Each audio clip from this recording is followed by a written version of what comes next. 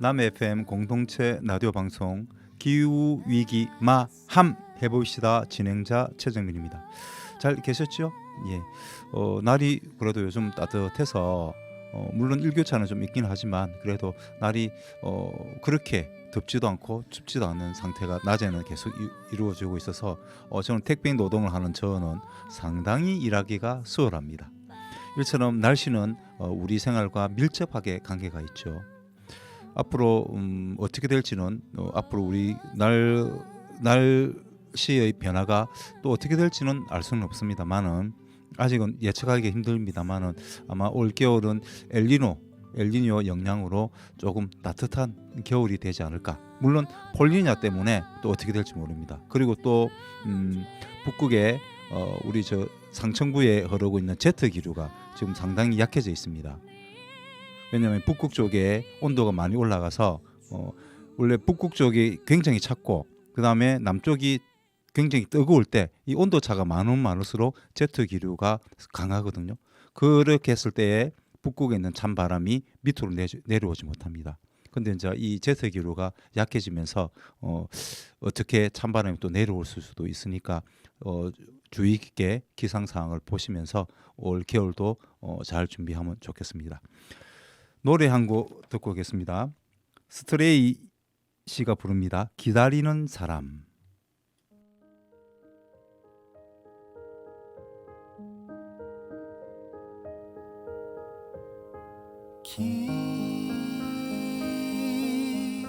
기다렸어요. 깊고 깊은 꿈에서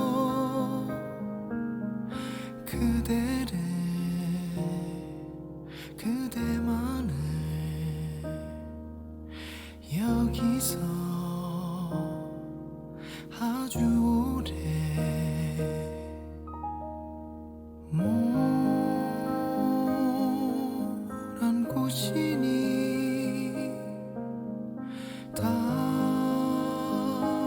달빛 아래 빛나며 가만히 들어봐요. 봄꽃이 피는 소리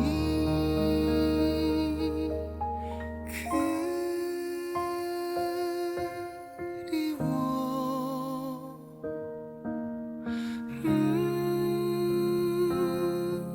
사무치게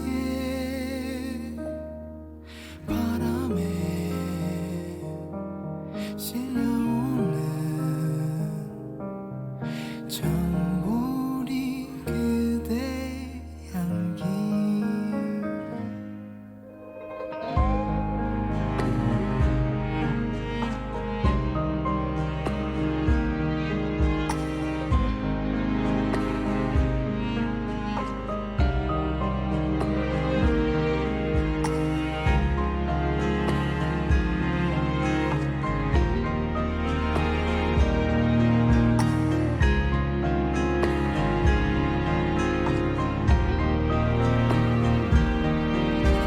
슬픔 말아요. 그대는 울지 말아요. 다시는 언제나 여기 오래 날 기다리고 기다릴 테니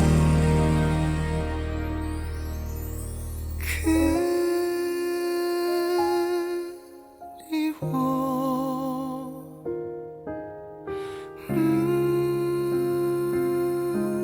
사무치게 바람에 실려오는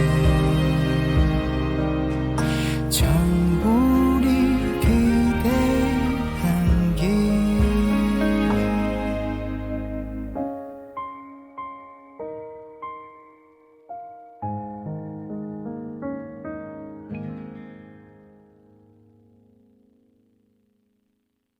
사랑하는 사람을 기다린다는 거. 정말 가슴이 메워지죠. 정말 가슴이 뭉클해집니다. 이런 기다리는 이런 마음을 담은 괴담이 하나 있습니다. 오늘은 우리 조선 괴담이 아니고 일본 괴담을 갖고 왔습니다. 괴담 동아시아 괴담 중에서 중국 괴담과 한국 괴담과 그다음에 일본 괴담이 약간씩 차이가 좀 있거든요. 주로 이제 우리나라 조선 괴담은 주로 이제 권력자들 뭐 사또라든지 이런 정치 권력자들 또는 남성 권력, 남성들의 어떤 그런 그때 당시에는 남성 우위의 시대였지 않습니까? 그래서 그런 남성에 대한 그 권력에 대한 맞서는 그런 주로 한과 관련된 이런 괴담이 많은데 비해서 일본 괴담은 좀 특징이 좀 저주가 담겨 있습니다. 저주, 개인의 저주 이런 게 많이 괴담 속에 담겨 있습니다. 문화가 틀린 거죠. 일본과 꼭 괴담만 봐도 일본의 문화와 한국의 문화가 어떻게 틀린지. 우리나라는 민주주의를 국민의 힘으로 민중의 힘으로 사실은 쟁취를 했습니다. 그렇지만 일본은 그런 역사가 없어요. 그런 차이가 바로 이 괴담 속에서도 나타납니다. 일본은 주로 저주입니다. 개인의 저주를 주로 바탕으로 해서 괴담이 이루어집니다. 그 중에 유명한 괴담이 하나 있습니다. 세계 3대 화재 사건이 있거든요. 런던, 그다음에 로마, 그다음에 일본 메이레키 대화재라고 하는 일본 에도 시대 때 일어난 화재입니다. 엄청났습니다. 10만 명 이상 그때 당시에는 사망했습니다. 그리고 그때 당시 일본 가옥이 전부 일본 과학은 일본 집들은 나무로 만들잖아요. 그러다 보니까 한 60% 이상이 불탔습니다. 엄청났죠. 아시겠지만 세계 2차 대전 때 일본이 물론 그 핵폭탄을 맞고 항복을 했지만 그 전에 미국 군인들이 그 핵폭탄을 어디다 떨어뜨릴 것인가 회의를 할 때 도쿄를 뺐습니다. 왜? 도쿄는 그 전에 소위탄이라고 해서 불을 붙이는 탄이거든요. 폭탄인데 불나게 하는 폭탄입니다. 그 폭탄을 도쿄에 엄청나게 터뜨렸습니다. 그때 당시에도 70~80% 정도 가옥이 다 불탔습니다. 그런 것처럼 일본은 집들이 전부 나무로 지었기 때문에 이 화재에 굉장히 약하거든요. 근데 그와 관련된 바로 괴담입니다. 후리소대 괴담이라고도 합니다. 후리소대는 기모노의 한 종류인데요. 굉장히 비쌉니다. 가격이 낮은 게 수백만 원, 비싼 거는 수천만 원, 차 한 대 값이라 보시면 돼요. 그 정도로 고급스러운 기모노인데 이거는 아무나 입지 못하죠. 일반 우리 같은 평민들이 입을 수 있는 옷이 기모노가 아닙니다. 그 정도로 고위층 부자들이 입는 옷인데 이 어떤 처녀입니다. 결혼도 못하고 어떤 자기가 사랑하는 사람을 기다리다가 죽게 됩니다. 그래서 너무 부모 입장에서 안타까워서 이 비싼 후리소대를 시체에다가 죽고 나면 이제 염을 하지 않습니까? 거기에다가 그 옷을 입힙니다. 우리 보통 상복 같은 게 입히는 것이 아니고 후리소대를 입혔답니다. 굉장히 비싼 후리소대를 입혔는데 이제 장례를 치르는 사람들이 봤을 때 너무 고급스러운 후리소대가 아까운 거예요. 그래서 그 후리소대를 몰래 빼냅니다. 그리고 팔죠. 근데 이제 거기 주로 이제 그때 당시에는 일본은 거의 다 불교거든요. 사람이 죽으면 절에 가서 장례를 치르거든요. 근데 그 스님이 1년이 지난 비슷한 시점에 또 누군가를 장을 치르려고 보니까 이상하게 본 것 같은 후리소대를 입고 있는 거예요. 시체가. 그래서 이상하다. 뭐 그럴 수도 있겠지라는 생각에 또 염을 치릅니다. 그리고 난 다음 또 1년 뒤에 또 똑같은 날입니다. 거의 비슷한 날에 또 시체가 하나 들어왔는데 그 시체도 똑같은 후리소대를 입고 있었습니다. 그래서 왜 기억하냐면 이 스님이 그때 당시에 이 사연이 너무 절절해서 그래서 기억을 하고 있었다고 합니다. 그 후리소대가 어떤 후리소대인지. 그래서 이상하다 싶어서 시체를 파보니까 그 후리소대가 없어진 거죠. 그래서 범인을 잡다 보니까 장례를 치루었던 그 소위 인부 중에서 한 분이 그거를 훔쳐간 거예요. 그래서 너무나 안타까운 마음, 미안한 마음에 일단 다시 염을 하고 그 후리세대를 불태웠습니다. 근데 그 후리세대가 불이 붙으면서 마침 그때 바람이 붑니다. 세찬 북풍이 불죠. 북풍은 어떻게 붑니까? 예, 서고 동저, 예, 북중국 쪽에 있는 거기 고기압, 그 다음에 북태평양 있는 곳이 저기압일 때, 고기압은 바람이 시계 방향으로 불어 나갑니다. 그 다음에 저기압은 반시계 방향으로 바람이 불어 들어옵니다. 그래서 우리나라가 서쪽은 고기압, 동쪽은 저기압 사이에 이렇게 위치하고 있습니다. 일본도 마찬가지죠. 그래서 겨울에는 강한 북풍이 불어오는 경우가 많습니다. 그래서 위에 있는 찬바람이 많이 불어오죠. 그런 것처럼 엄청난 북풍이 불어가지고 이 불타고 있던 후리세대가 도쿄 쪽으로, 도쿄 가옥 쪽에 옮겨 붙습니다. 그러면서 일어난 화재가 메이레키 대화재였습니다. 물론 요거는 괴담입니다. 그 원인은 아직 모르고 있습니다. 그렇지만 그 원인을 못 찾았기 때문에 아마 사람들은 그런 저주, 바로 후리소대를 입은 후리소대의 저주라고도 합니다. 그런 것처럼 누군가를 사랑하는 사람을 기다리는 마음이 그만큼 열정이, 그 안타까움이 크다는 거죠. 예, 우리가 기다리는 사람은 우리가 가장 사랑하는 사람 아니겠습니까? 그죠? 사랑하는 사람. 그는 또 화재와 관련돼서 우리나라 영화가 또 한 편 있죠. 타워라고 하는 영화입니다. 이 영화는 노래 한 곡 듣고 올게요. 폴킴의 화 좀 풀어봐. 듣고 싶은 얘기가 있어. 좀 전에 네가 말 그거 진심 아니지. 설명이 안 돼. 나조차고 한 얘기겠니. 너조차고 왜 날 서운하게 만들어. To think I like it. 돌아보면 별거 아닐 웃어 넘길 해피엔딩 추억 같은 일인데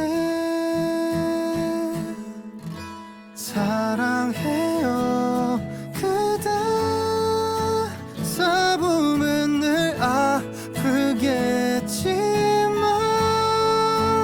변하지 않는 마음으로 곁에 있을게 Promise you 누구보다 내가 더 잘해줄게. 좀 풀어봐. 어젯밤 너의 꿈속에서 나는 못된 괴물이었을 것만 같아. 착각이겠지. 내가 한 말 되돌려봐도 네가 준 상처가 더 아픈 것 같아. How do you like that? 하고픈 말은 많은데 할 수 있는 말이 없어. 후회하기 싫은데 사랑해요 그대 써보면 늘 아프겠지만 변하지 않는 마음으로 곁에 있을게. Promise you 누구보다 내가 더 잘해줄게. 좀 풀어봐. 싸우고서 돌아서도 결국 너의 이름을 불러 우린 운명이 분명해. 반복되는 그 일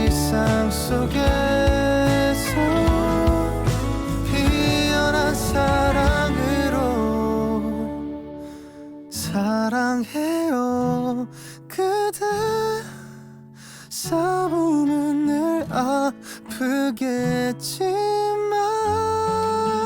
변하지 않는 마음으로 곁에 있을게 Promise you 누구보다 내가 더 잘해줄게 좀 풀어봐. 안타깝게 돌아가신 분들이 많죠. 이태원 참사도 막 그렇습니다. 그렇지만 물론 화가 나죠. 화가 납니다. 그러나 어떤 문제를 해결할 때는 분노로 해결할 수는 없습니다. 화를 푸시고 이성적으로 문제를 해결해야 되겠죠. 바로 이 영화에서도 마찬가지입니다. 영화에서도 이 영화 타워 2000 한 8년쯤 개봉한 걸로 알고 있는데요. 조금 오래됐습니다. 오래됐는데 여기 제목이 그렇습니다. 올겨울 단 하나의 감동. 그래서 이렇게 나오는데 그렇게 감동스럽지는 않습니다. 좀 심파죠. 이렇게 우리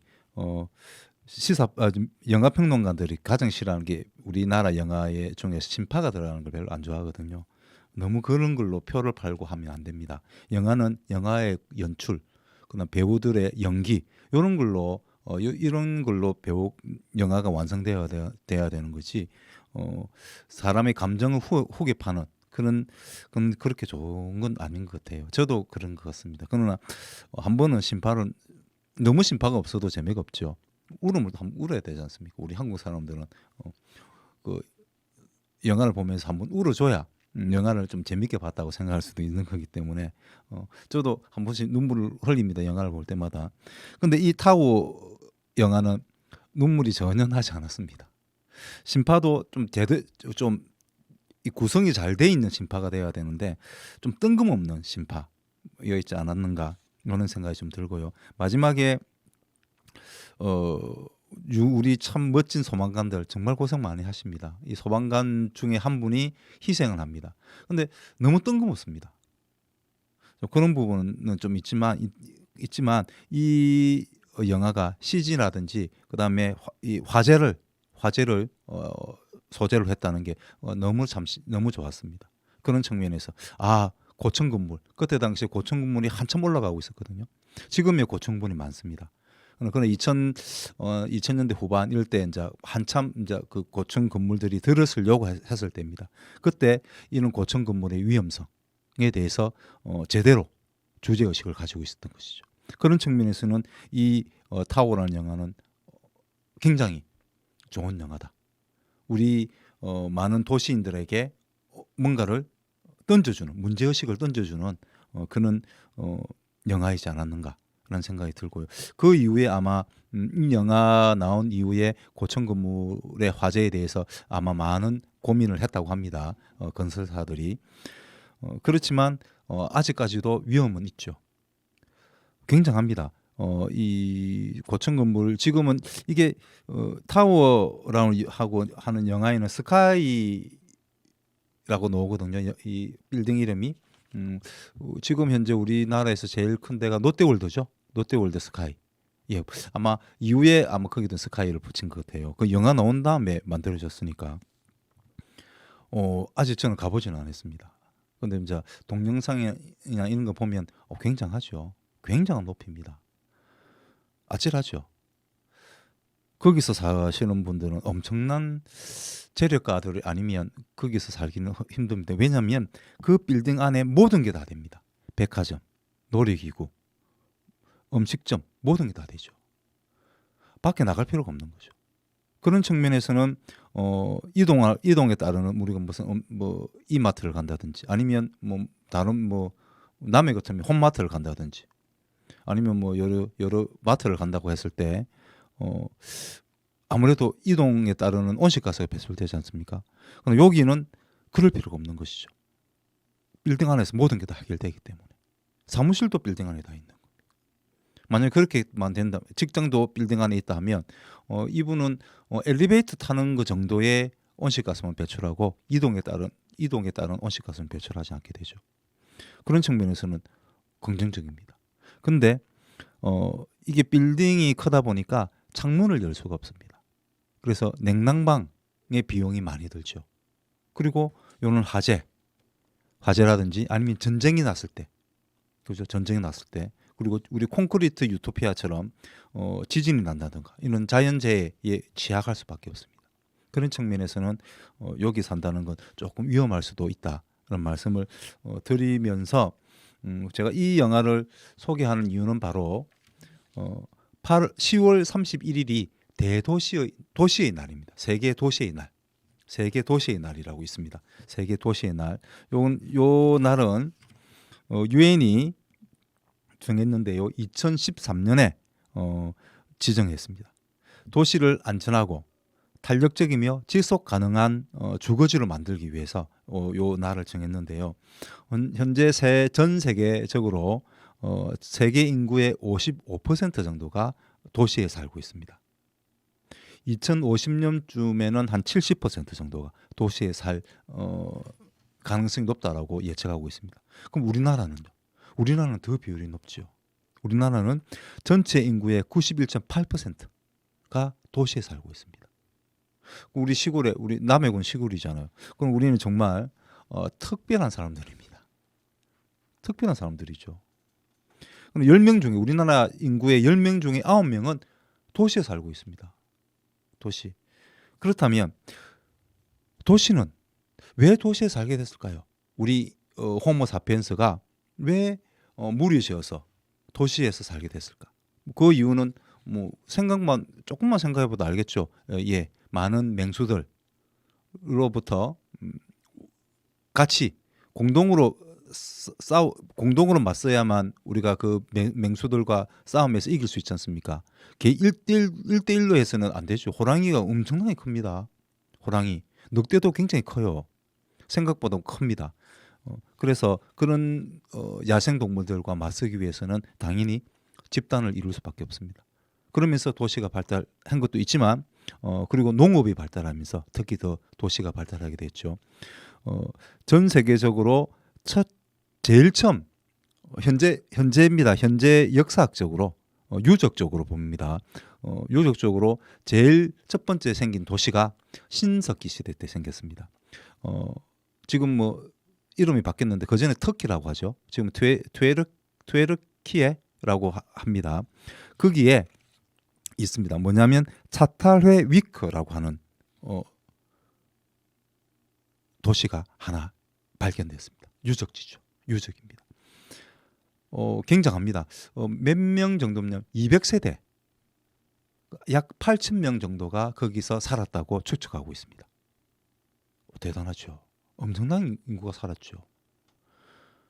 거기 만약에 혹시나 여행을 가실 일이 있으면, 중동에 가실 일이 있으면 꼭 한번 방문해서 그는 역사적 유적지 한번 보시면 될 것 같아요.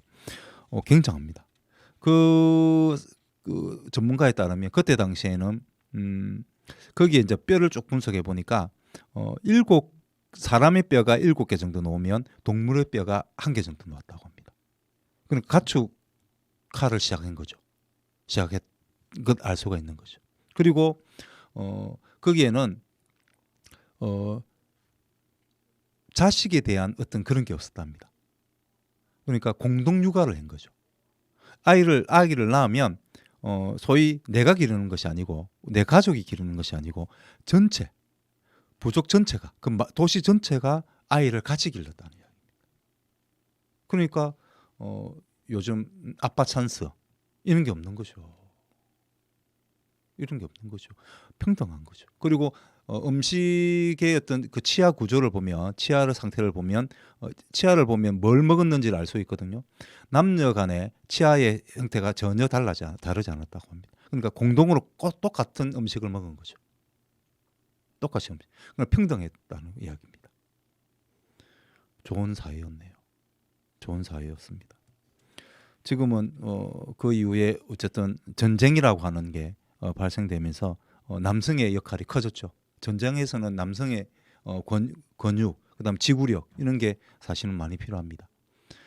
전쟁 준비를 위해서 우리가 온실가스를 얼마큼 배출하고 있다고 했습니까? 예, 5.5%. 전 세계 온실가스 배출량의 5.5%를 그냥 전쟁은 파괴행위입니다. 파괴행위죠. 그것도 내 파괴가 아니고 다른 사람을 파괴하기 위해서 필요한 것이 전쟁의 무기 아니겠습니까? 전쟁 아닙니까? 그래서 전쟁을 하루빨리 종식시키고 우리가 평화적인 사회로 나아갈 때 정말 온실가스를 실질적으로 줄일 수가 있는 것이죠. 어쨌든 그는 자타레 위커라고 하는 도시가 있었습니다. 그 이후에 이제 농업혁명이 이루어지고 농업사회가 되면서 더더욱 도시로 사람들이 몰리기 시작했죠. 그러면서 뭐가 좋아집니까? 예, 상수도가 발달합니다. 그리고 병원도 생기겠죠. 병원이나 뭐 그때 당시에는 우리나라는 한의사니까 한의사들도 많겠죠. 그다음에 먹을 것도 상당히 많이 올라오겠죠. 물무교환이 많이 일어날 겁니다. 그다음에 상업이 발달할 겁니다. 그리고 교육기관도 예, 사람이 많은 곳에 대도시에 많이 집중되겠죠. 지금 현재 우리나라의 수도권 팽창 현상이 바로 그거죠.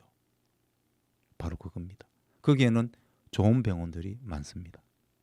그리고 교육기관도 좋은 뭐 소위 우리가 저는 별로 좋아하지는 않지만 뭐 명문대라고 하는 대학들도 많습니다. 고등학교도 마찬가지죠. 그리고 또 뭐가 있습니까? 교통이 편리합니다. 그런 여러 가지 그리고 여러 가지 문화시설들이 풍부하죠. 자, 그렇게 발달해 온 겁니다. 그러면서 더더욱 도시로 향하는 사람들의 발걸음은 끊임없이 이어지는 거죠. 그리고 일자리도 많이 생기겠죠. 그래서 아마 도시화 집중은 더 될 것이다. 그래서 세계 유엔이 2050년쯤에는 약 70% 정도 세계 인구의 70% 정도가 도시에 살게 될 것이다라고 예측하는 이유가 바로 그것입니다. 시골을 지켜야 됩니다.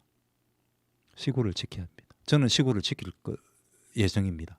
물론 저희 딸과 아들은 도시로 가겠다라고 이야기를 합니다만은 가끔 우리 딸이 지금 현재 대학을 다니고 있는데 타지에서 다니는데요. 한 번씩 만나면 남해가 좋답니다. 한 번씩 내려오면 좋다고는 합니다. 나이를 조금 더 먹으면 올 수도 있겠네요. 그죠? 그래서 어쨌든 도시라고 하는 이 공간은 상당히 인간에게 편리함을 많이 줍니다. 편리함을 많이 주죠.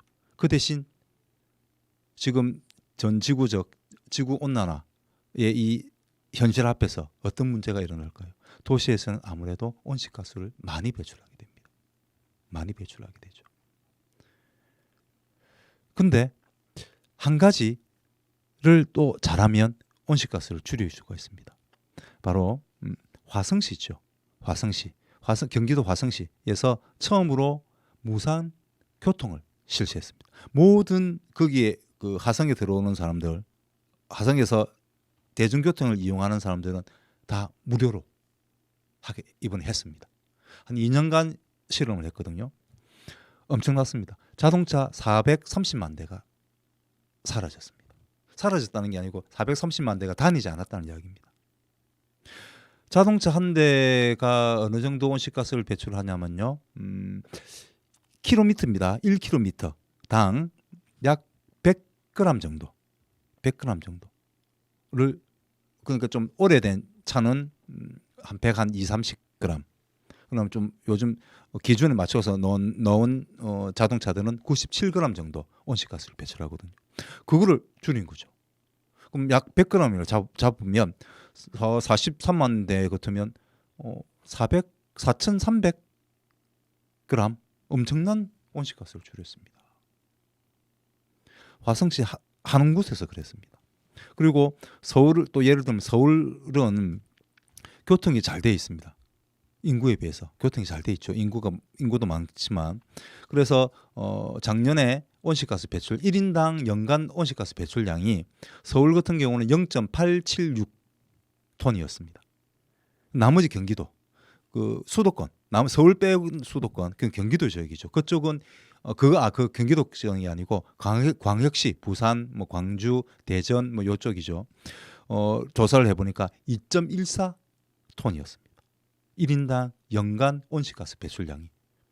그러니까 교통 체계를 잘 만들면 그리고 많은 사람들이 대중교통을 이용하게 만들어 준다면 실질적으로 온실가스를 줄일 수 있는 것이죠. 엄청나게 줄인다는 이야기입니다. 엄청나게 줄일 수 있는 겁니다. 그래서 우리 남해군도 무산 교통도 한번 고민해 볼 필요 있지 않을까 이런 생각이 듭니다. 특히 외지에서 오는 사람들, 관광 오는 사람들 차를 갖고 오지 말고 사실 차 갖고 오면 제가 캠핑족이었습니다. 그 전에 남해 기촌하기 전에는 캠핑족이었거든요. 근데 캠핑족이 가잖아요. 그러면 숙소도 이용하지 않습니다. 그 지역에 숙소도 이용하지 않죠. 그다음에 음식은 다 자기 집에서 사옵니다. 제가 그때 부산에 살았는데 부산 이마트, 삼성 홈플러스 이런 데 가가지고 물건을 먹을 거 대거 사가 옵니다. 현지에서 사지 않습니다. 급하지 않는 이상은. 그렇기 때문에 차로 여행 오는 사람들은 사실은 차로 여행 오는 사람들보다 뚜벅이로 오는 사람들이 훨씬 더 많은 경제적으로 우리 남해군에게 도움을 준다는 말입니다. 그럼 그런 분들한테 무상 교통을 하는 거예요. 무상 교통을 하는 겁니다. 그러면 아무래도 뚜벅이들이 많이 오겠죠. 교통 무료로 이용할 수 있으니까 언제든지 어디든지 갈 수 있으니까 그리고 교통 체계도 좀 잘 만들 필요가 있습니다. 그래서 그래 되면 뚜벅이들이 많이 올 겁니다. 그럼 그분들은 무조건 숙소 가야 되고 밥을 먹어야 됩니다. 새끼 다. 그럼 그만큼 남의 경제에 도움이 됩니다.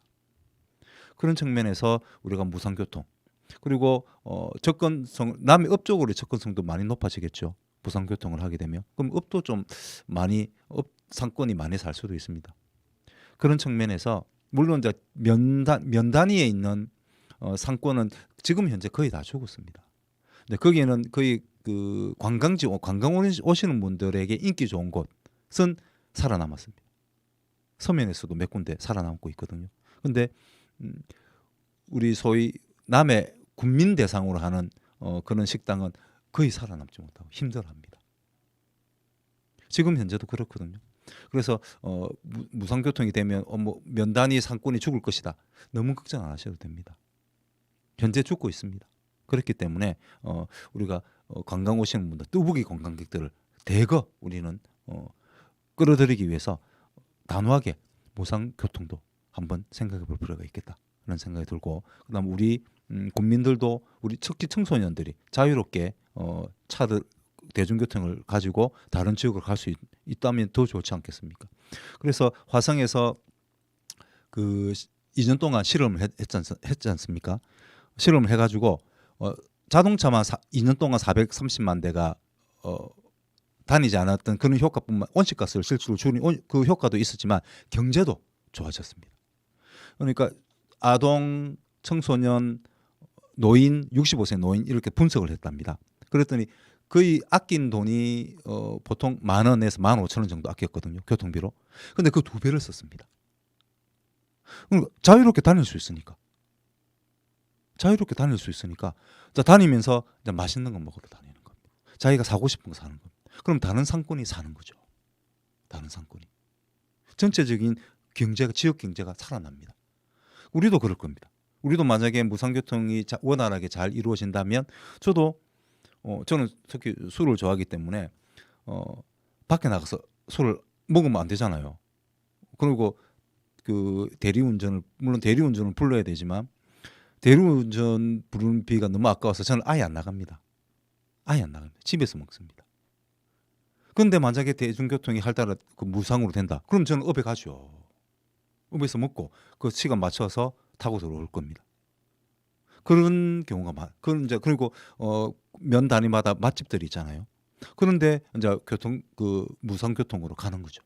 그래 되면 전체적인 상권이 저는 살지 않겠는가.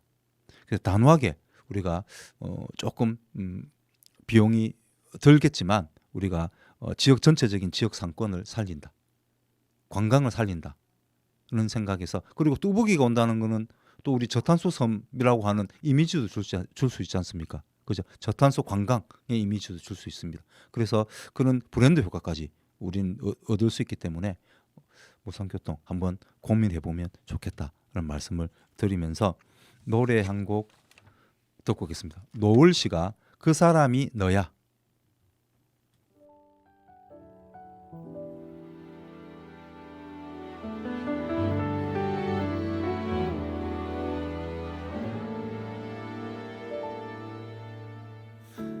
그런 사람이 생겼어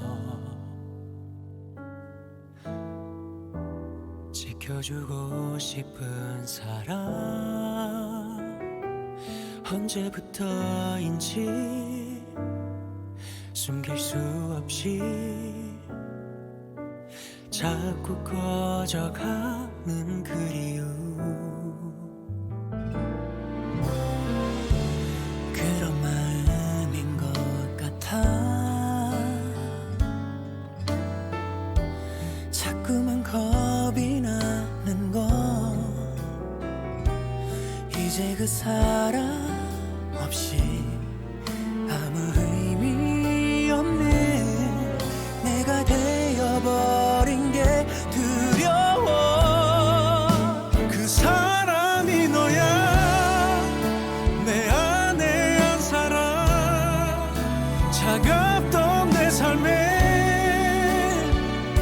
넌 봄처럼 다가와 휘청이던 나를 다정히 안아준 날들 다시 살게 한 거야 그 사람이 바로 너야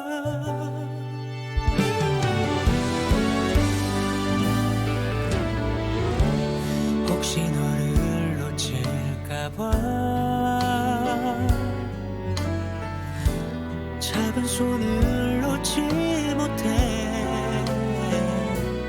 가만히 바라보는 나를 담은 두는 가슴이 벅차오는 많은 날 그 사람이 너야 내 안에 한 사람 차갑던 내 삶에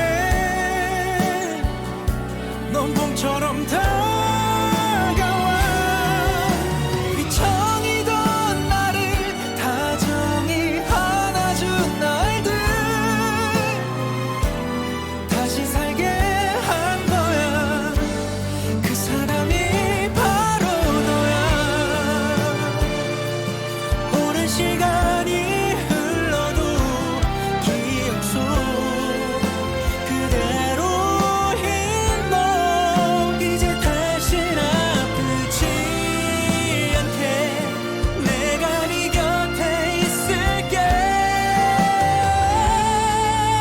그 사람이 너야 내 안에 한 사람 차갑던 내 삶에 넌 봄처럼 다가와 휘청이던 나를 다정히 안아준 날들 다시 살게 한 거야 그 사람이 바로 너인걸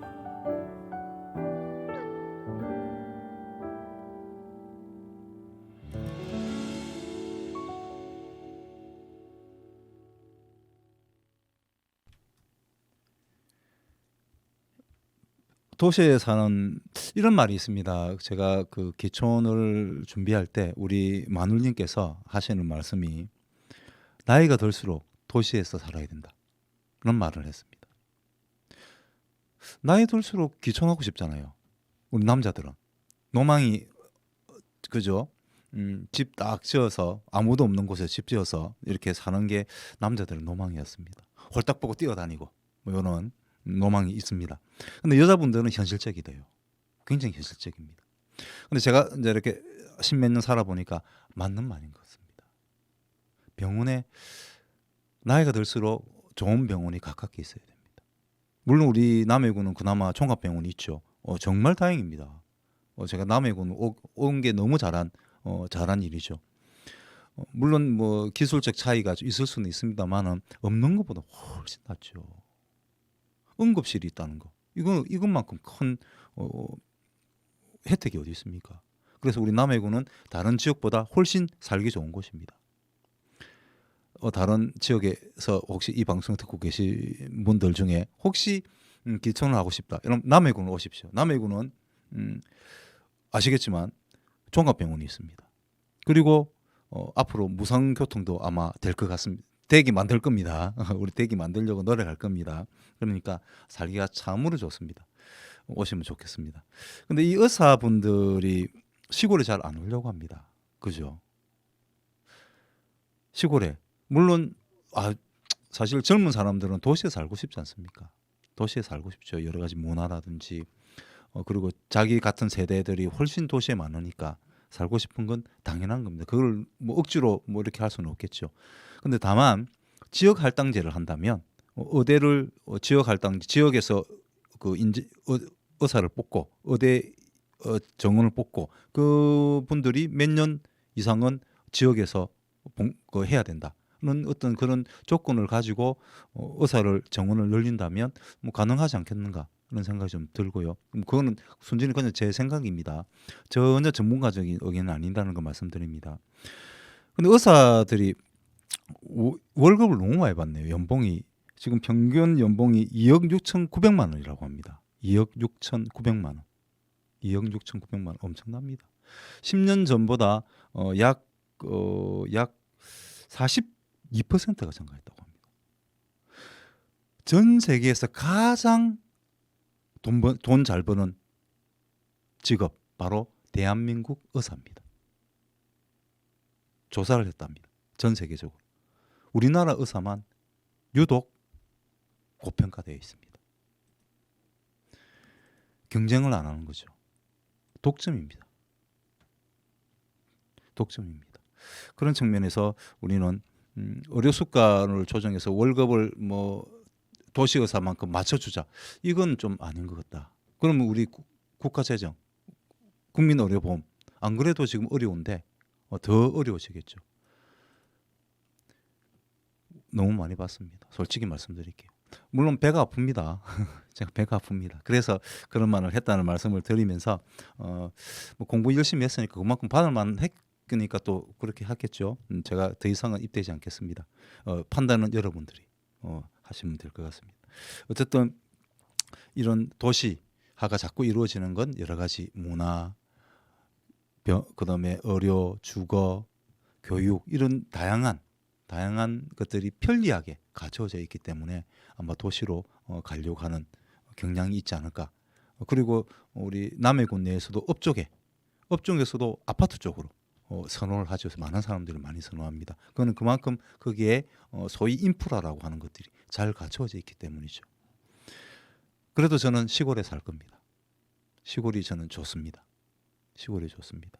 도시에서 몇십 년을 살았지 않습니까? 한 40몇 년을 살았죠. 별로 좋지 않습니다. 좋은 기억이 별로 없습니다. 너무 깝깝합니다. 그래서 저는 시골에 살 건데 그렇다고 우리 자식들한테 시골에 무조건 살아라 라고 강요를 할 수는 없겠죠. 그런 측면에서 우리 노래 한 곡 듣고 올까요? 2AM의 너 말곤 다 싫다.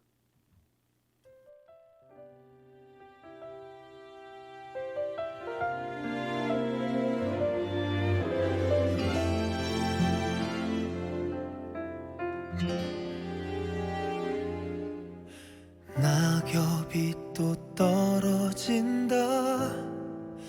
너의 사랑은 아프게도 멀어진다.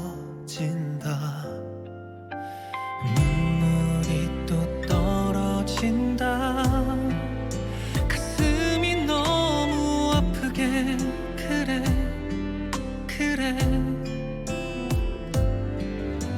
좋은 사람 만나라는 말 나더러 너 없이 행복하라는 말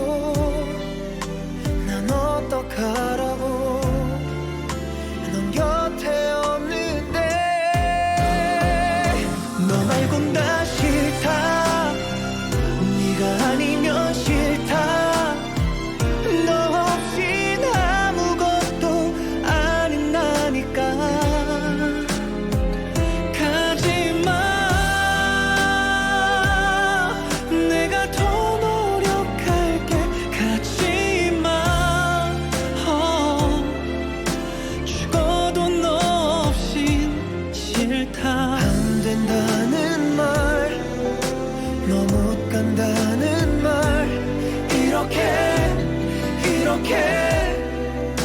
난 말하지도 못해 시간이 지나면 잊을 수 있을까 네가 가잖아 네가 좀 있다 사랑이 믿다 내 모든 사랑은 다 끝나버렸다 차갑게 얼어버린 네 맘이 난 밉다 그래 너 말곤 정말 다 싫다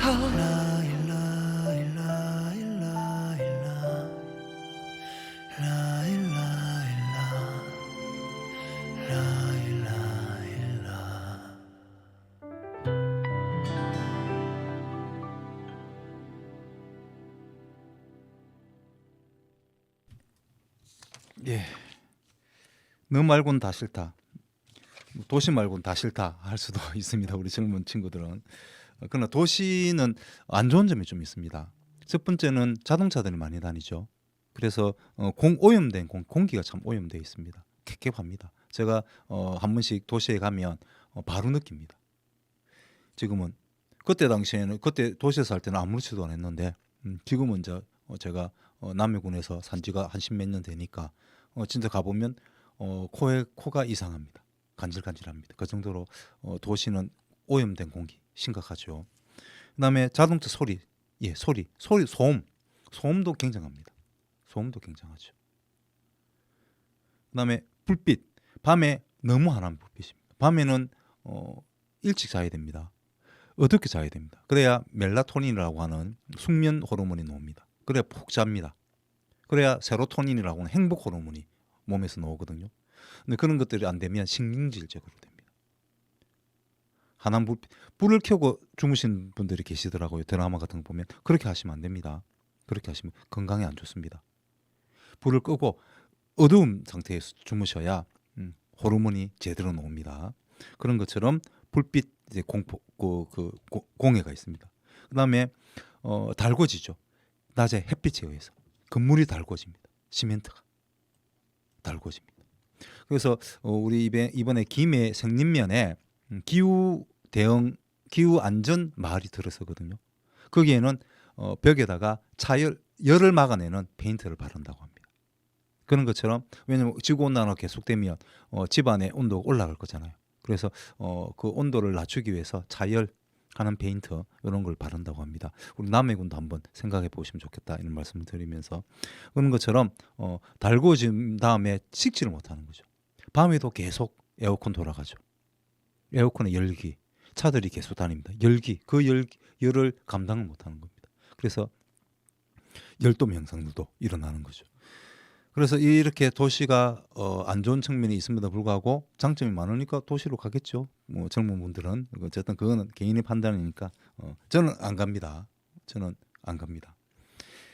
예, 어쨌든 근데 이 콘크리트가 근데 또 도시가 보기에 너무 회색이지 않습니까? 상박하잖아요.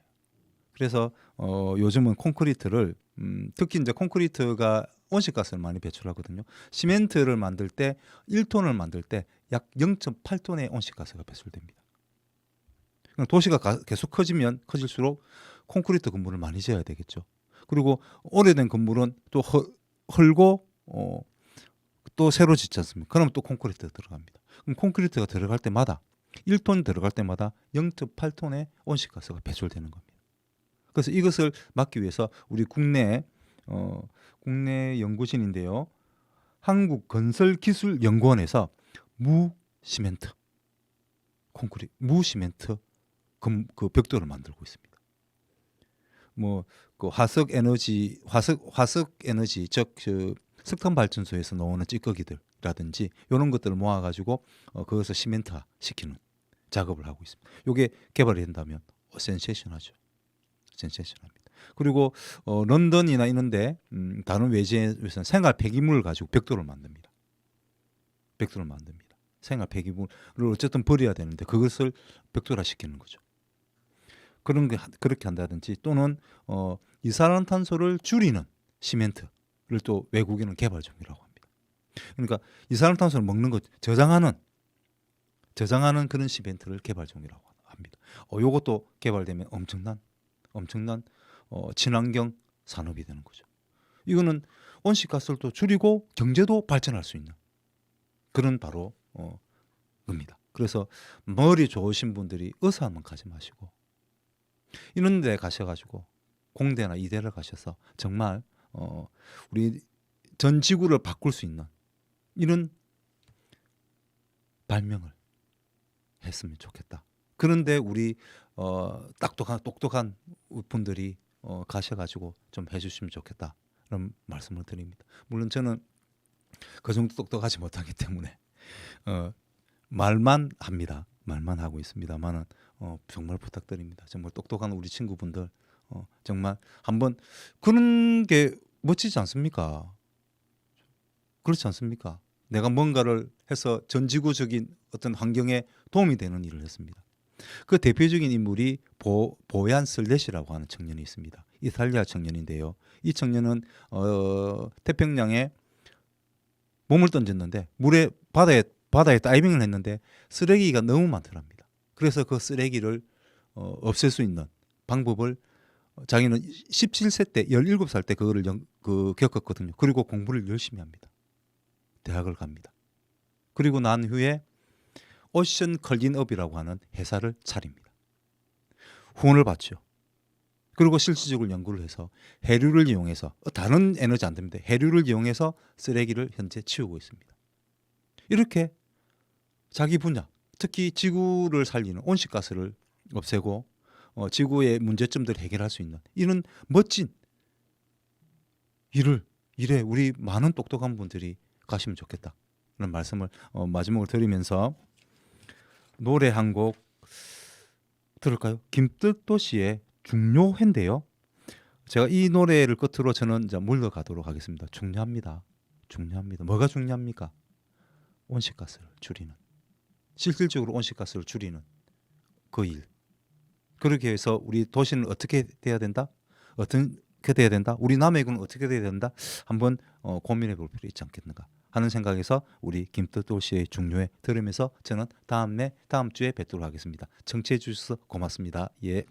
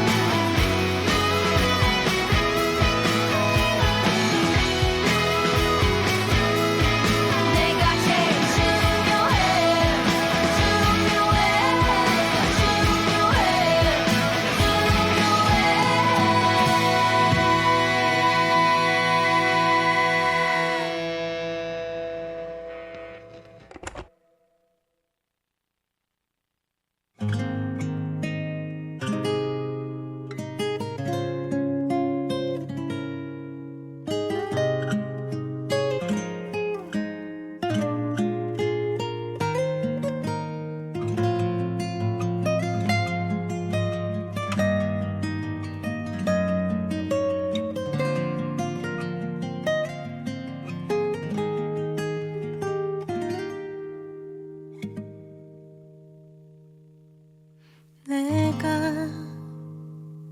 이렇게 아픈데 그댄 어떨까요?